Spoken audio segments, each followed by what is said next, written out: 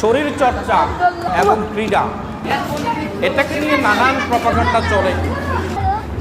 এক এক প্ল্যাটফর্ম থেকে এক একভাবে বলা হয়। কিছু একেবারে একদিয়ের টাইপের মানুষও আছে, কুল্লু লাআবিন দালাল, প্রত্যেক খেলাধুলার মধ্যে গুমরাহি রয়েছে, পথভ্রষ্টতা রয়েছে, এরকম করে ইনফরমেশন থ্রো করে। কিন্তু আমরা যদি নবী করিম সাল্লাল্লাহু আলাইহি ওয়াসাল্লামের জীবন থেকে দেখি, আমার পেয়ারা রাসূল তরবারি চালনা করেছেন কিনা?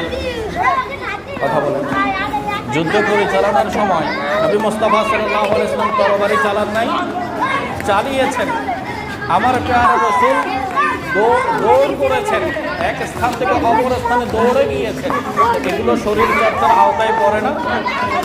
নবী করিম সাল্লাল্লাহু আলাইহি ওয়াসাল্লাম ঘোড়ার উপরে চড়েছেন, উটের উপরে চড়েছেন, তাহলে এগুলো শারীরিক কসরতের মধ্যে শরীর চর্চার আওতায় পড়ে কিনা?